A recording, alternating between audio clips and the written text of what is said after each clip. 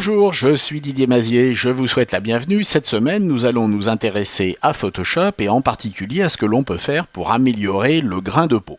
Nos appareils photo sont désormais beaucoup plus performants que par le passé.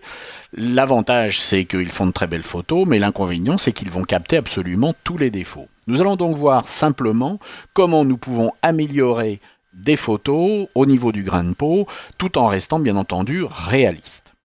Nous sommes dans Photoshop et si vous regardez cette photo, vous vous apercevez qu'au niveau des grains de peau, il y a quand même un certain nombre de problèmes. Nous allons voir comment procéder très rapidement sans s'embêter avec ce que l'on appelle les retouches haute fréquence. Nous allons travailler très simplement avec quelques filtres.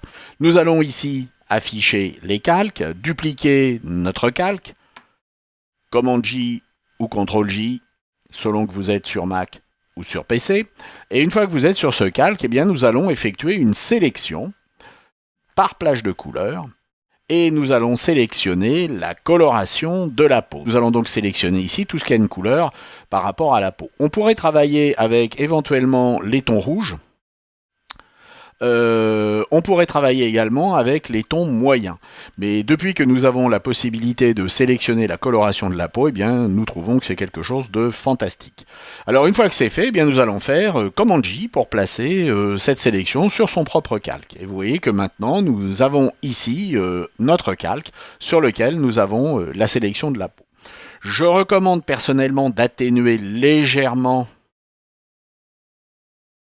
ce que nous avons obtenu. Et puis ensuite, eh bien, nous allons appliquer un certain nombre de filtres. Pour que ces filtres ne soient pas destructifs, nous allons convertir en objet dynamique ce calque et nous allons appliquer nos filtres. Le premier filtre que nous pouvons appliquer est un filtre de flou. Ça va être le flou de surface. Nous avons ici la possibilité de flouter légèrement la surface. Alors bien entendu, le rayon que vous allez appliquer et le seuil que vous allez appliquer vont dépendre de la définition de votre image. Mon image ici n'a pas une très grande définition, donc je reste sur un rayon qui est un rayon relativement faible. Et puis une fois que j'ai appliqué un flou de surface, je peux appliquer un autre type de flou qui est le flou par moyenne. Et vous voyez que ici j'ai quelque chose qui est beaucoup plus flou.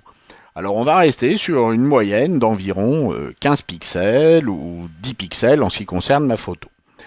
Et puis, une fois que je vais appliquer ces différents filtres, ils vont être assez violents et je vais avoir une image qui risque d'être un petit peu trop lisse. Je vais donc ajouter un troisième filtre qui, dans la galerie de filtres, est un filtre de grain photo. Je vais donc ici ajouter un petit peu de grain. Bien entendu, ce sont des filtres sur lesquels nous pourrons revenir puisqu'il s'agit ici de filtres qui sont appliqués sur un objet dynamique. Alors maintenant, évidemment, si j'applique sur ma photo ce que j'ai fait, c'est quelque chose d'affreux parce que la personne qui est photographiée est complètement floue. Mais nous allons ici jouer sur l'opacité du fond de manière à pouvoir ensuite ajouter le niveau de flou que nous voulons à cette image. Donc si je zoome maintenant pour que nous voyons ce que ça donne, vous voyez que sans le masque, j'ai un grain de peau qui est beaucoup trop prononcé, et avec ce que j'ai appliqué, j'ai maintenant un grain de peau sur lequel je vais pouvoir travailler, tout en restant bien entendu réaliste. Vous voyez qu'on continue à voir ici les pores de la peau. Et puis n'oubliez pas que vous ne voulez pas que ce flou s'applique sur les yeux et les dents. Vous allez donc cliquer ici sur le masque, des filtres.